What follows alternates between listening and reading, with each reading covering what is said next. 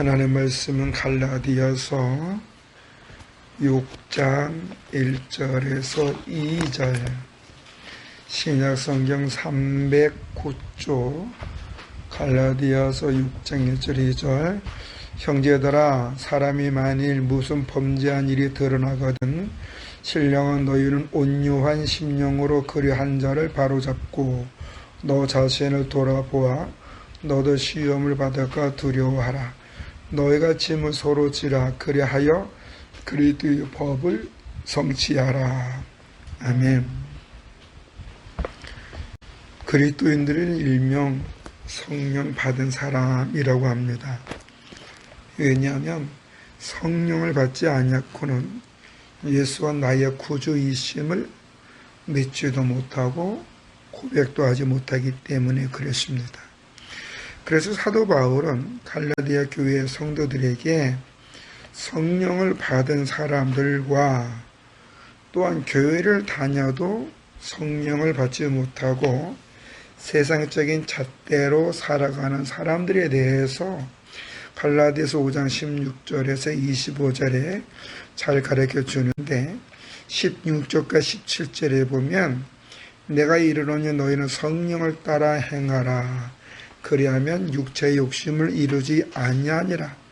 육체의 소욕은 성령을 거스리고 성령은 육체를 거스리나니 이 둘이 서로 대적함으로 너희가 원하는 것을 하지 못하게 하려 함이라고 그랬습니다. 이거는 뭐냐면 성령을 따라 살아가는 사람들은 하나님 앞에서 분별력이 있어서 하나님이 기뻐하는 것이 무엇인가 우선적으로 여기면서 그 하나님이 원하는 삶을 산다는 거예요. 그러다 보니 바르고 정직하고 성실한 삶으로서 주변의 소망과 기쁨과 희락을 주면서 공동체를 만들기 위하여 헌신의 삶을 산다. 그러나 육체의 사람은 죄성에 의해서 살아가는 사람인데, 죄성에 의해서 살아가는 사람들은 성령의 생각대로 살지 아니하고 자기가 원하는 대로만 한다는 거예요. 그래서 시기, 질투, 미움, 다툼 이러면서 자기 중심으로 살아간다는 거예요. 그래서 24절과 25절에 보면 그리스도 예수의 사람들은 육체와 함께 그 정욕과 탐심을 십자가 못 박느니라. 만일 우리가 성령으로 살면 또한 성령으로 행할지니 라고 그랬고, 26절에서는 헛된 영광을 구하여 서로 노엽게 하거나 서로 투기하지 말지니라 라고 했어요. 예수 믿는 사람들은 자신의 계획과 방법 그리고 자기가 원하는 그 모든 것을 십자가에 못 박으라는 것은 하나님의 선한 뜻 안에서 하나님의 인도하심을 다 분별력이 있는 삶을 살아야 옳고 그름을 깨닫고 그 안에서 하나님의 축복을 받아 진짜 사람들 돕는 사람이 될 수 있다. 그러니까 탐심에 의해서 살고 정욕, 너의 감정 위주로 살지 말라라는 겁니다. 왜냐하면 그 감정대로 살다 보면 헛된 영광을 위하여 서로 투기하게 된다는 거예요. 서로 싸우게 된다는 거예요.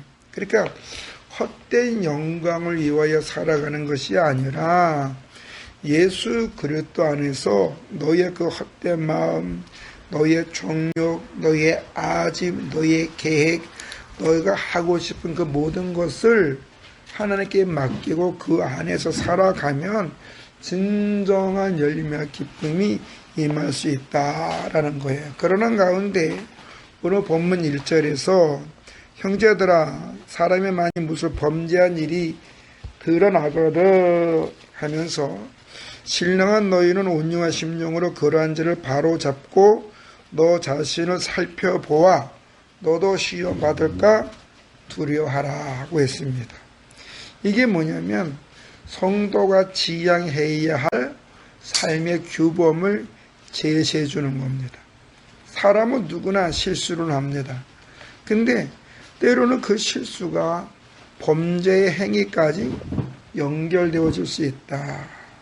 이럴 때에 예수님을 영접한 사람은 실수로 범죄한 사람들에게 어떻게 해야 되느냐?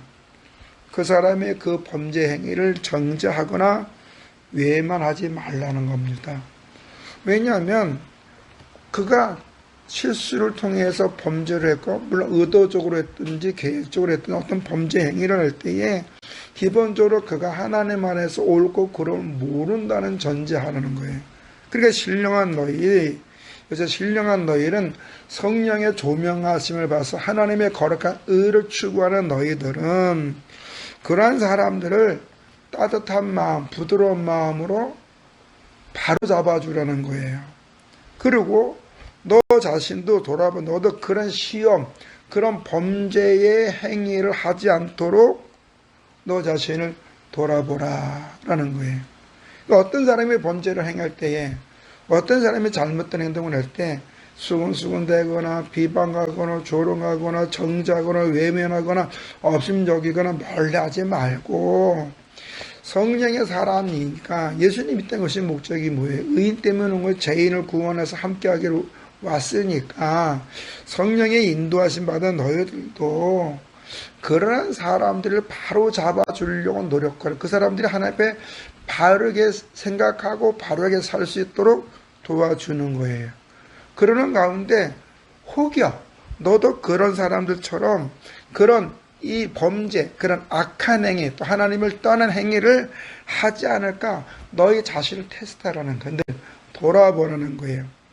대부분 사람들은 다른 사람이 범죄한 것을 목격하면 그를 비난하고 책망하고 더 나아가서 멀리합니다.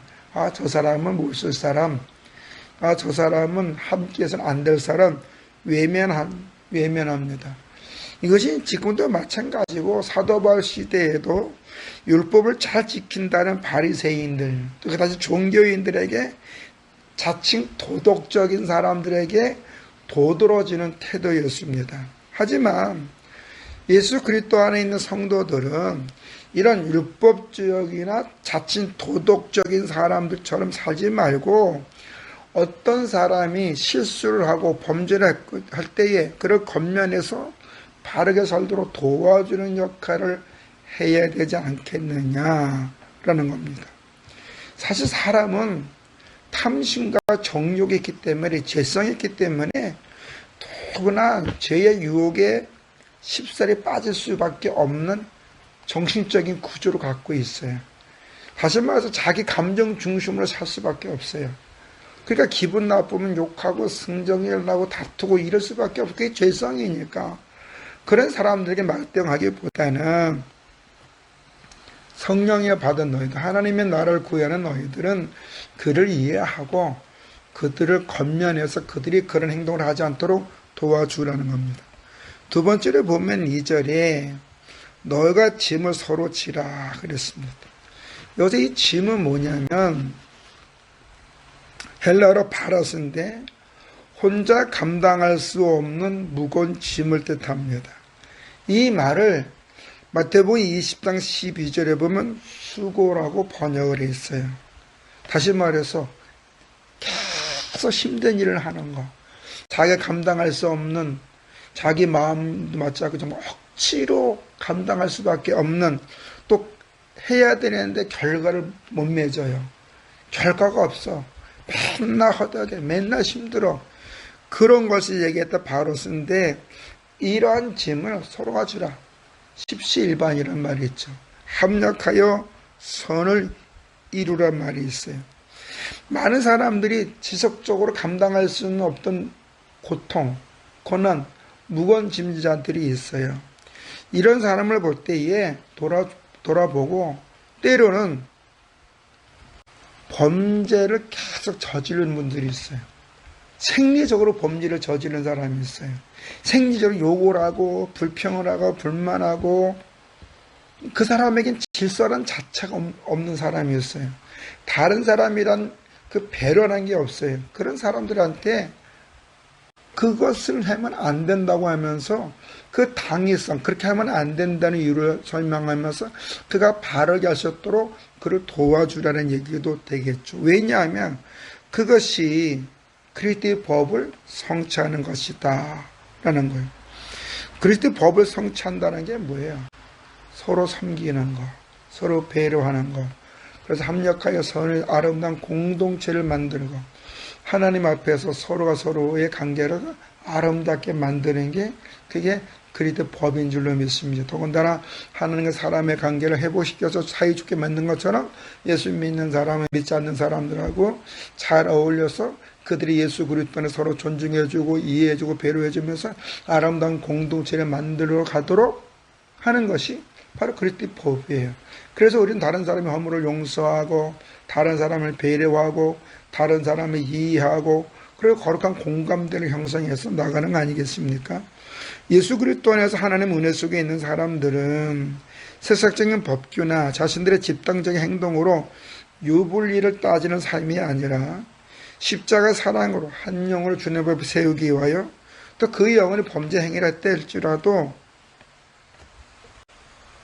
동조하거나 내모는 것이 아니라 그분이 바르게 살 수 있도록 복음을 통하여 죄의 심각성을 깨닫고 하나님의 은혜를 깨닫게 해서 그래서 그들이 하나님 앞에 설 수 있도록 도와주라는 얘기예요. 또 경제적인 여유가 있는 사람들은 경제적인 도와줄 수도 있죠.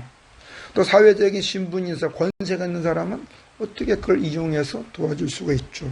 그래서 예수 믿는 사람들은 가정에서나 교회, 사회 공동체에서 한 사람을 정죄하고 그의 행위를 책망하고 그를 외면시키는 것이 아니라 그를 도와줘서 그가 하나님 앞에 바르게 살 수 있도록 도와주고 아름다운 가정, 아름다운 교회, 아름다운 사회를 만들기 위하여 상대방의 허물을 덮어주는 삶, 그리고 짐을 나눠줄 수 있는 삶, 그러한 삶이 주님께서 원하는 삶인 줄로 믿습니다.